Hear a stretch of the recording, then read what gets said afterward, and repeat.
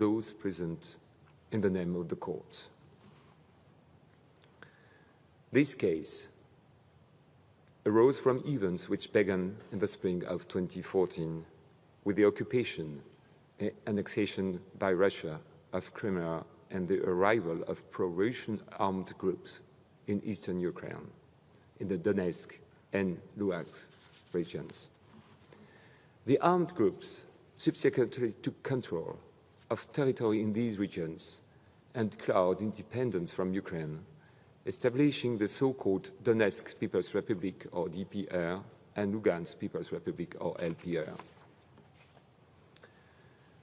On the 17th of July 2014, in the context of the fighting between the armed groups and the Ukrainian armed forces, flight MH17 was downed to territory held by the so-called DPR in eastern Ukraine. All 298 civilians aboard were killed, including 196 Dutch nationals. Fighting continued in eastern Ukraine over the subsequent years and regular attacks across the line of contact until 24 of February 2022, when the nature of the conflict substantially changed. The case brings together 4 interstate applications lodged with the court against the Russian Federation under Article 33 of the Convention in respect of the events I've just outlined. Application number 1819/16, lodged by Ukraine in 2014, concerned allegation of administrative practices in violation of numerous Convention articles. In the context of the conflict in eastern Ukraine from spring 2014, in 2018, the Chamber decided to relinquish jurisdiction in favor of the Grand Chamber. Application number 43800/14 was lodged by Ukraine on the 13th of June 2014 and concerned the alleged abduction and transfer to Russia of 3 groups of children in eastern Ukraine in the summer of 2014. Application number 28525/20 was lodged by the Kingdom of the Netherlands on the 10th of July 2020 and concerned the downing of the flight MH17 over eastern Ukraine on the 17th of July 2014. These 3 applications were joined on the 27th of November 2020 in the interest of the efficient administration of justice. The joint case was named Ukraine and the Netherlands versus Russia. On the 26th of January 2022, the Grand Chamber held a hearing on the admissibility of the 3 applications. Representatives of all 3 governments participated in the hearing and made oral submissions before the court. The former judge, elected in respect of Russia, sat on the case for the hearing, but later withdrew. The President then decided to appoint another judge from the court to sit as an ad hoc judge for Russia. On the 13th of November 2022, the Grand Chamber declared the 3 applications partially admissible in a decision that was delivered on the 25th of January 2023. Meanwhile, application number 11055/22 was lodged by Ukraine on the 28th of February 2022 and concerned allegations of massive human rights violation in the changed context after the 24th of February 2022. The government of Ukraine asked the court to indicate urgent interim measures to the government of the Russian Federation. On the 1st of March 2022, the court considered that the military operations in question gave rise to a real and continuing risk of serious violations of the Convention rights of the civilian population, in particular under Article 2, 3, and 8 of the Convention, with a view to preventing such violations, an interim measure was duly indicated on the 4th of March and the 1st of April 2022. Two further interim measures were indicated to the government of the Russian Federation.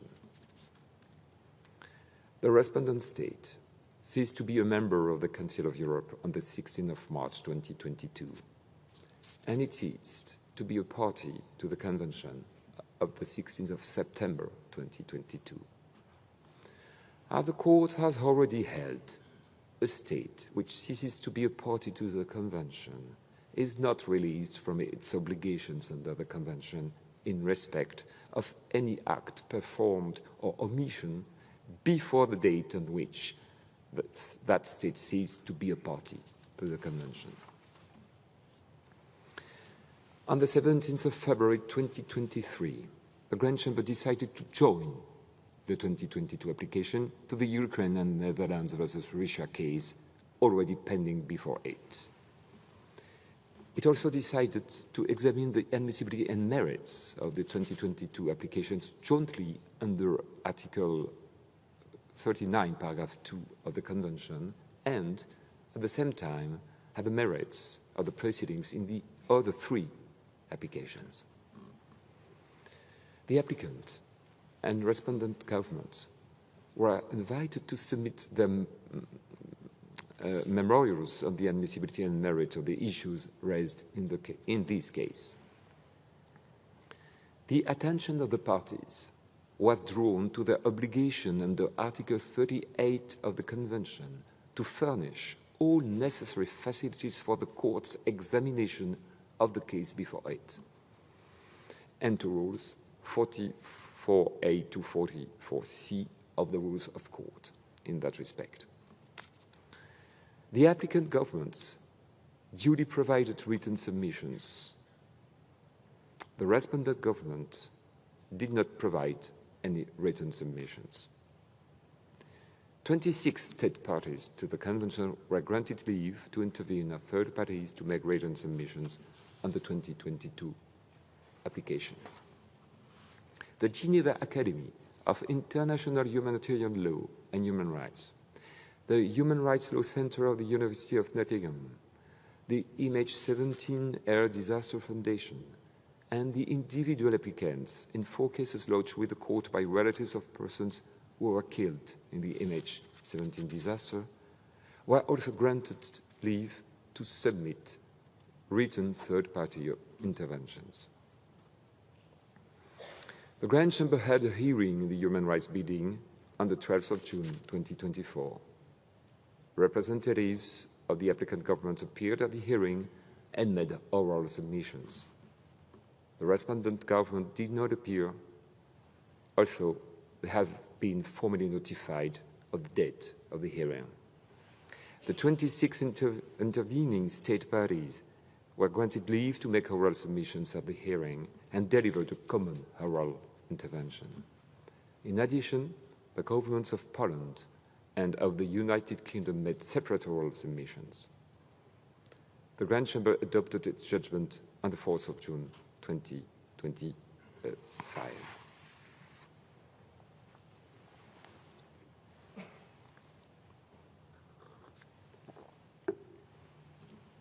I shall give a brief summary of the complaints and relevant facts.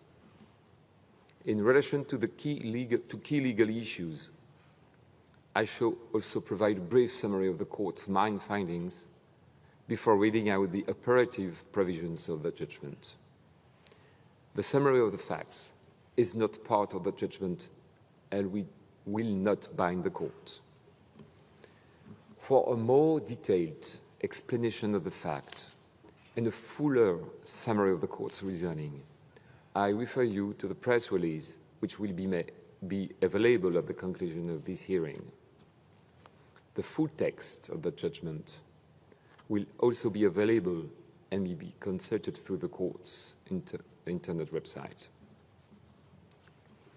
The case concerns first allegations of administrative practices, namely patterns of violations of the European Convention on Human Rights by the Russian Federation in Ukraine beginning in spring 2014.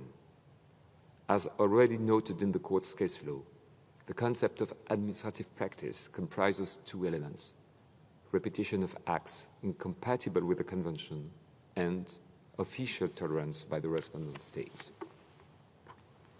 The government of Ukraine alleged that the Russian Federation were responsible for administrative practices involving violations, among others, of the right to life, the prohibition of torture, the right to liberty and security, freedom of religion, freedom of expression, the right to peaceful enjoyment of property, the right to education, and the prohibition of discrimination.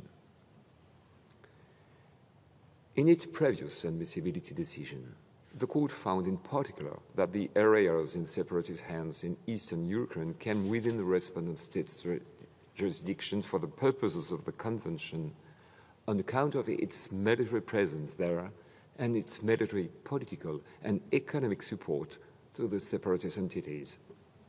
It joined to the merits the objection raised by the respondent's government regarding whether the applicant Ukrainian government's complaint of administrative practices of shelling fell within the jurisdiction of the respondent state within the meaning of Article 1 of the Convention. The Ukrainian government alleged that the scale and territorial reach of the alleged administrative practices increased greatly from Russia's full-scale invasion of Ukraine, which began on 24th of February 2022. The case also concerns the downing of flight MH17 over separatist-held territory in the Donetsk region of Ukraine on the 17th of July 2014. In its admissibility decision, the Court found that flight MH17 was shot down by a Buk missile fired from a Buk tailor provided by the Russian Federation to the separatists and located in separatist-held territory. The government of the Kingdom of the Netherlands alleged that the downing of the aircraft and the death of those on board breached the right to life and the right to an effective remedy. They also alleged that there had been a violation of the prohibition of inhuman and degrading treatment and the right to an effective remedy on account of the suffering of the next of kin of those who have died. The Court addressed first the question of the participation of the respondent state in these proceedings, and notably its failure to provide written submissions or to appear at the oral hearing in June 2024. The Court was satisfied that it was consistent with the proper examination of justice to proceed with the hearing of the 12th of June 2024 and subsequently with its examination of the case. As established in the Court's case law, the failure or refusal to participate effectively in the proceedings does not automatically lead to acceptance of the applicant's claims. In deciding whether the allegations of the applicant governments were made out, the applicable standard of proof to be satisfied was that of beyond reasonable doubt. The Court found, however, that Russia's failure to cooperate with it had made its task in that case more difficult. Russia's lack of constructive engagement throughout the case and failure to participate at all in the proceedings leading to today's judgment breached its obligation under Article 38 of the Convention. In preliminary observations, the Court reiterated that the purpose of the high contracting parties in concluding the Convention was to realize the aims and ideals of the Council of Europe and to establish a common public order of the free democracies in Europe, with the object of safeguarding their common heritage of political traditions, ideals, freedom, and the rule of law. The Court referred to the widespread condemnation by the international community of the actions of the Russian Federation following the 24th of February 2022. It explained that the transformation from covert to openly acknowledged operations in Ukraine brought transparency to the objectives of the Russian Federation. These objectives appear to be no less than the destruction of Ukraine as an independent sovereign state through the forcible acquisition of Ukrainian territory and the subjugation of any remaining Ukrainian nation to Russian influence and control. The Court acknowledged that the events in Ukraine are unprecedented in the history of the Council of Europe. The nature and scale of the violence in Ukraine and the ominous statements from Russia concerning Ukraine's right to exist are a threat to peace in Europe. The Court said, I quote, "In none of the conflicts previously before the Court have there been such near universal condemnation of the flagrant disregard by the respondent state for the foundations of the international legal order established after the Second World War, and such clear measures taken by the Council of Europe to sanction the respondent states' disrespect for the fundamental values of the Council of Europe, peace, but no less importantly, human life, human dignity, and the individual rights guaranteed by the Convention." The Court clarified that its temporal jurisdiction in this case extended no further than the 16th of September 2022, the date on which the Russian Federation ceased to be a party to the Convention. This is why, although the war continues today, the judgment does not examine the compliance with the Convention of events that took place after the 16th of September 2022.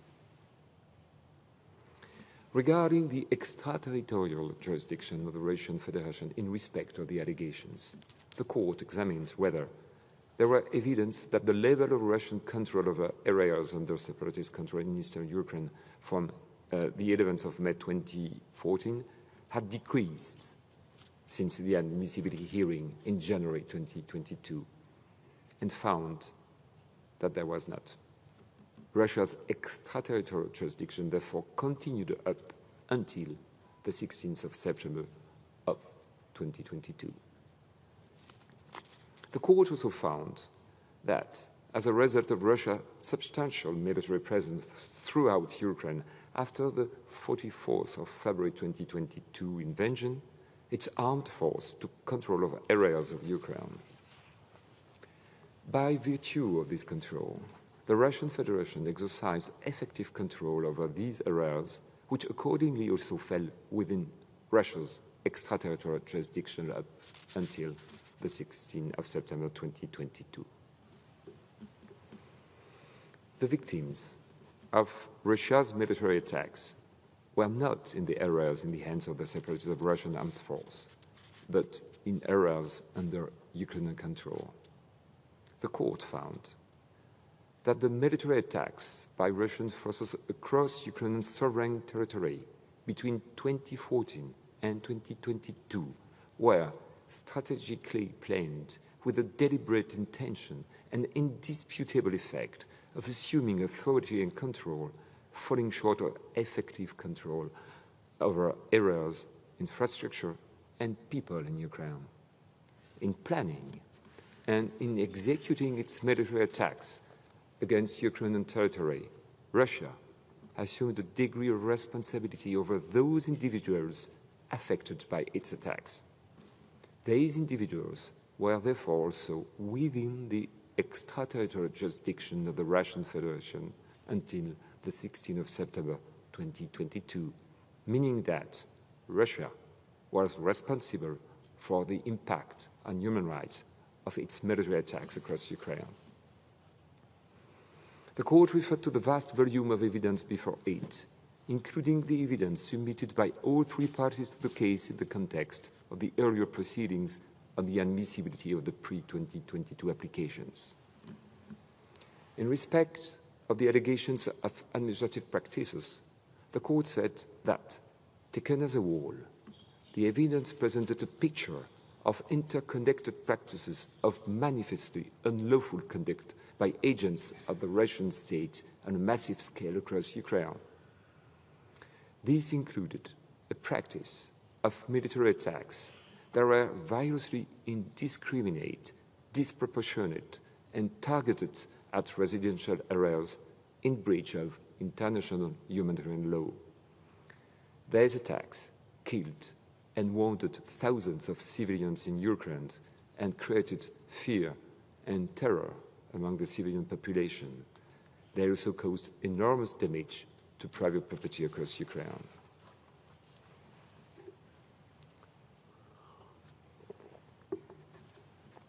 There were administrative practices in occupied territory of the extrajudicial killing of civilians and Ukrainian military personnel hors de combat, of torture and inhuman and degrading treatment, of forced labor, and of unlawful and arbitrary detention of civilians. These practices began in occupied territory in the Donetsk and Luhansk region in 2014 and increased significantly in scale and gravity after the 2022 invasion.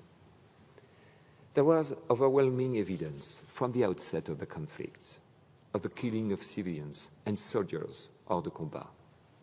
After the 2022 invasion, countless bodies were found in previously occupied territory with gunshot wounds to the head, with hands tied behind the backs, or with throat slits.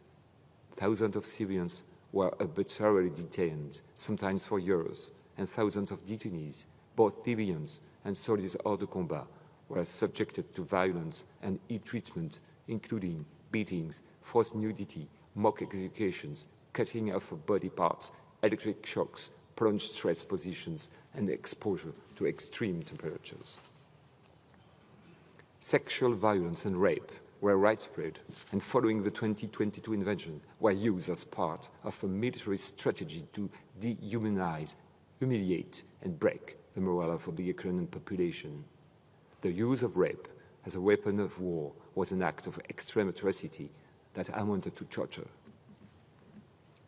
The court also found administrative practices in the occupied territory from 2014 of destruction, looting, and expropriation without compensation of private property, of intimidation, harassment, and persecution of all religious groups other than adherents of the Ukrainian Orthodox Church of the Moscow Patriarchate, and of a justified interference with the freedom to import and receive information and ideas through the intimidation and persecution of journalists, the blocking of broadcasters, and the enactment and enforcement of law aimed at prohibiting and penalizing the dissemination of information in support of Ukraine.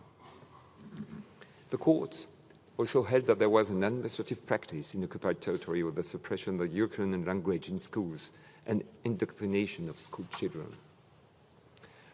From 2014, Russian became the language of education in the DPR and EPR with a Russian curriculum and Russian textbooks. Teaching staff, children, and parents were harassed and threatened for using the Ukrainian language at school. These measures were extended to other occupied areas in 2022. From 2022, the arrangements for advancing the Russian narrative in schools in the occupied territory sought to enforce the Russification of the Ukrainian population living there, in line with the overall political objectives of separating these areas from Ukraine. The court also found an administrative practice between June 2014 and the 16th of September 2022 involving the transfer to Russia, in many cases, the adoption there of Ukrainian children. There were overwhelming evidence that the transferring Ukrainian children in occupied areas to Russia without consent and facilitating their adoption there became a systematic practice from shortly before the 2022 invasion. In May 2022, legislative amendments were passed in Russia to make it easier for Ukrainian children to acquire Russian citizenship and be adopted by Russian families. These measures were indicative of a systematic program of permanent removal of these children from their legal guardians in Ukraine. Between 2014 and February 2022, the evidence showed the movement of a large number of children back and forth across the border between occupied Ukraine and the Russian Federation.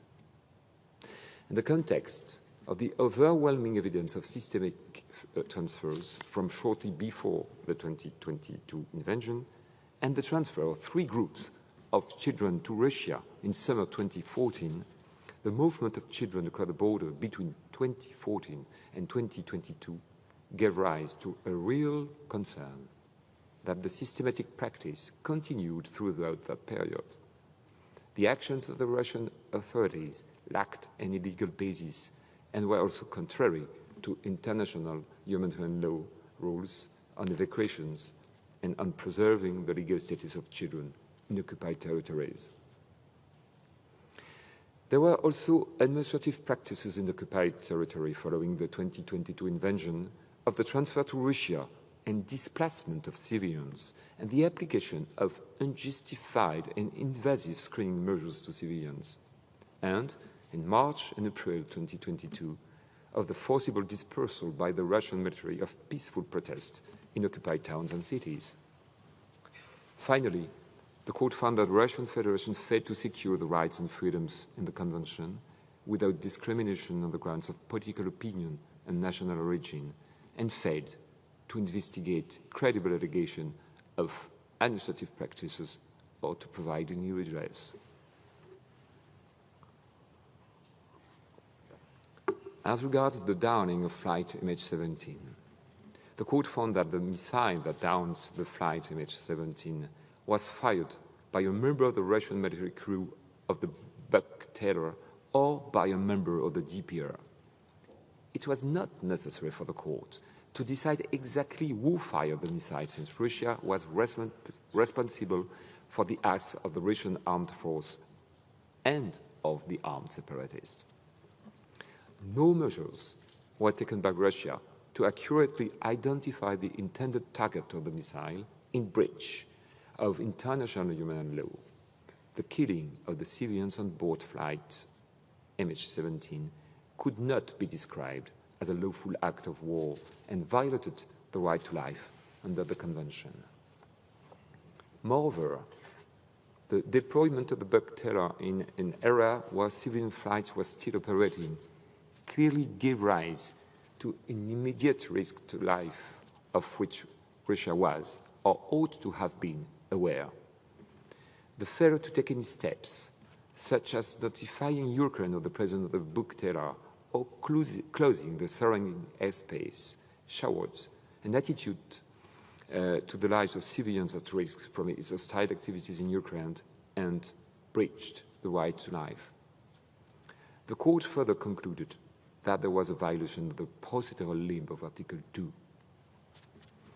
Any inquiries undertaken by Russia into the cause of the crash were piecemeal, focusing on certain aspects of the incident ostensibly with a view to showing a lack of any Russian involvement and deflecting a responsibility onto Ukraine.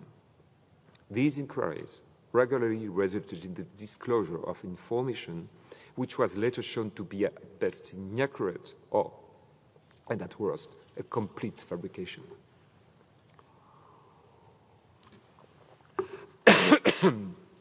The next of kin of those killed were not involved in any inquiries undertaken by the Russian authorities and were not directly informed of the outcome.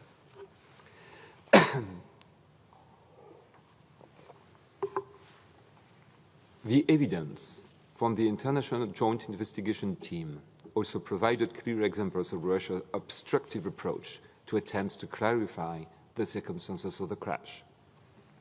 This failure to cooperate had a material impact on the ability of the Joint Investigation Team to conclude its investigation into the involvement of the Russian armed force and senior Russian politicians in the downing of the flight.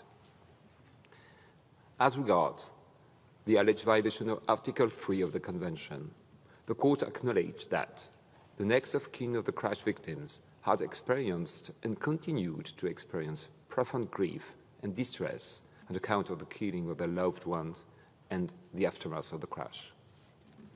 The next of kin were not able to avoid seeing the footage of the crash site and the bodies of their relatives shown very widely in the media. They were forced to witness the lack of dignity shown to the bodies of their relatives at the crash site. they experience a sense of powerlessness and anxiety that was a result of the limited access to the crash site.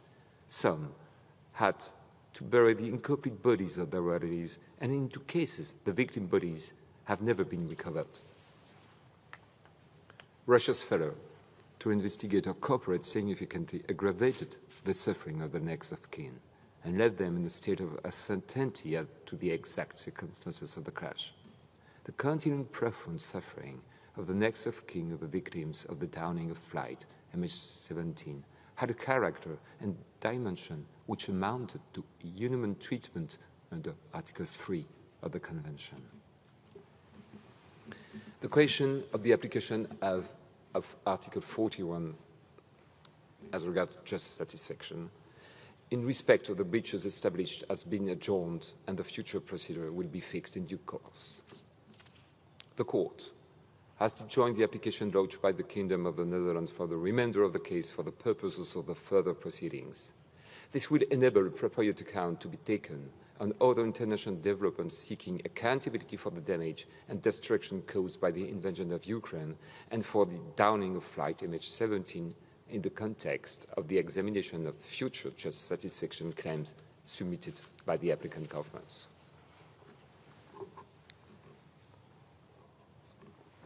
I will now read the operative part of the judgment. The Court, 1, holds unanimously that it has jurisdiction ratione temporis to deal with the case insofar it concerns events that took place before the 16th of September 2022. 2, finds unanimously that the complaints by the applicant Ukrainian government concerning events which took place in the territory under separatist control in the Donetsk and Luhansk regions from the 26th of January 22 to the 16th of September 2022 fall within the jurisdiction of the Russian Federation within the meaning of Article 1 of the Convention. Finds unanimously that the complaints by the this is the third point. Finds unanimously that the complaints by the applicant Ukrainian government concerning events which took place in the Russian Federation or in territory in the hands of the Russian armed force from the 24th of February 2022 to the 16th of September 2022 fall within the jurisdiction of the Russian Federation within the meaning of Article 1 of the Convention. 4. Finds unanimously that the complaints by the applicant's Ukrainian government concerning military attacks by separatists or by the Russian armed force fall within the jurisdiction of the Russian Federation within the meaning of Article 1 of the Convention and dismisses the preliminary objection raised by the respondent government in that regard. 5. Holds unanimously that has been a violation of Article 2 of the Convention under its substantive limb in respect of the downing of flight MH17. 6. Holds unanimously that there has been a violation of Article 2 of the Convention under its procedural limb in respect of the downing of flight MH17. 7. Holds unanimously that has been a violation of Article 13 taken together with Article 2 in respect of the downing of flight MH17. 8. Holds unanimously that the suffering and the next of kin of the victims of the downing of flight MH17 fell within the scope of Article 3 of the Convention and that there has accordingly been a violation of that article and dismisses the preliminary objection raised by the respondent state in that regard. 9. Holds by 16 votes to 1 that it is not necessary to examine separately the complaint under Article 13 of the Convention taken together with Article 3 in respect of the downing of flight MH17. 10. Declares unanimously admissible the applicant Ukrainian government's new complaints in application number 11055/22, namely A. The complaint of an administrative practice under Article 3 consisting of causing suffering exceeding the minimal level of severity through unlawful military attacks and abductions and forced disappearances.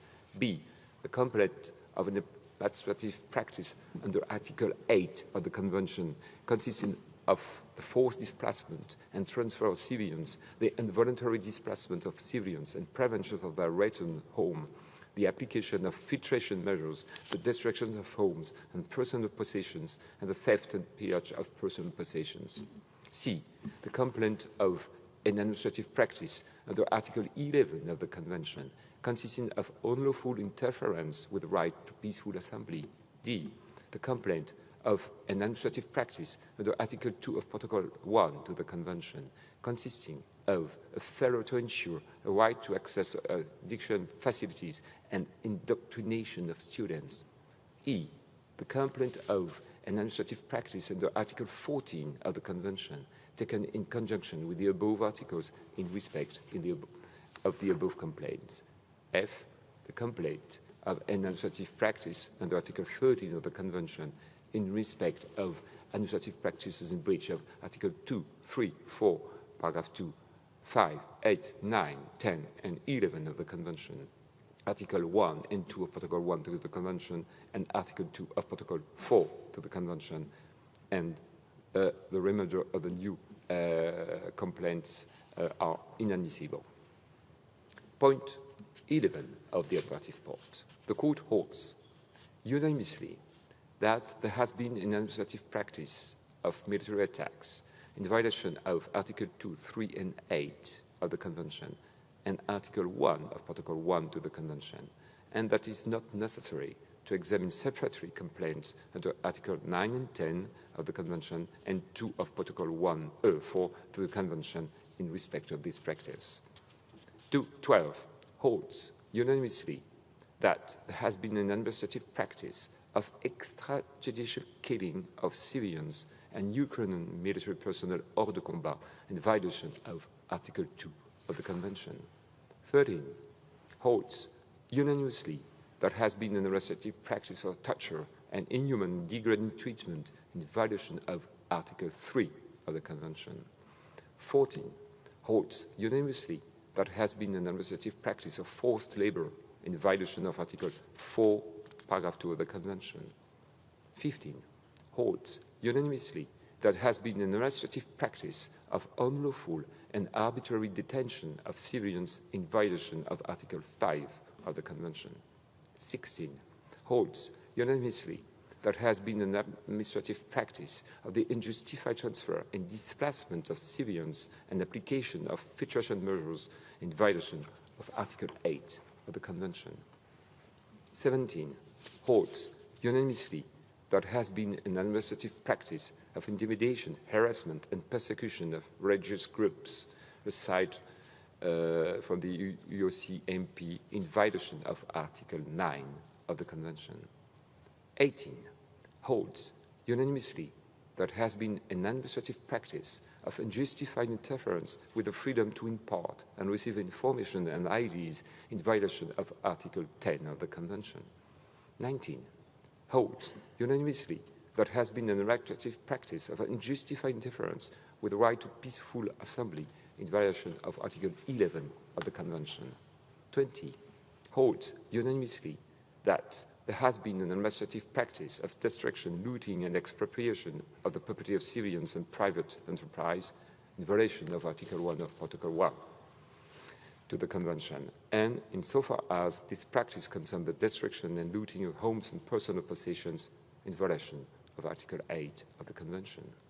21 holds unanimously there has been an administrative practice of suppressing the Ukrainian language and indoctrination in education in violation of Article 2 of Protocol 1 to the Convention.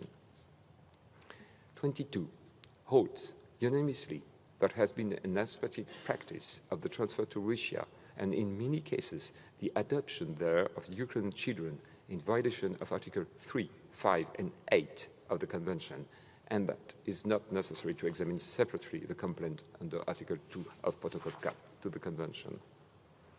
23 holds unanimously there has been an administrative practice of failing to secure the rights and freedoms set forth in Article 2, 3, 4, Paragraph 2, 5, 8, 9, 10, 11 of the Convention, and Articles 1 and 2 of Protocol number 1 to the Convention, without discrimination on the grounds of political opinion and national origin in violation of Article 14 of the Convention. 24. Holds unanimously there has been an administrative practice in breach of Article 13 of the Convention taken in conjunction with Article 2, 3, 4, paragraph 2, 5, 8, 9, 10, 11, and 14 of the Convention, and Article 1 and 2 of Protocol 1 to the Convention. 25. Holds unanimously that the respondent state has failed to comply with its obligation under Article 38 of the Convention. 26. Holds unanimously that the respondent state must, without delay, release or safely return all persons who were deprived of liberty on Ukrainian territory under occupation by the Russian and Russia-controlled forces in breach of Article 5 of the Convention before the 16th of September 2022 and who are still in the custody of the Russian authorities. 27. Holds unanimously that the respondent state must, without delay, cooperate in the establishment of an international and independent mechanism to secure, as soon as possible and with due consideration of the children's best interests, the identification of all children transferred from Ukraine to Russia and Russia-controlled territory before the 16th of September 2022, the restoration of contact between these children and their surviving family members or legal guardians, and the children's safe reunification with their families or legal guardians. 28. Holds unanimously that the question of the application of Article 41 of the Convention is not ready for decision and adjourns consideration thereof. 29. Joins unanimously application number 28/525/20 from application number 8019/16, 43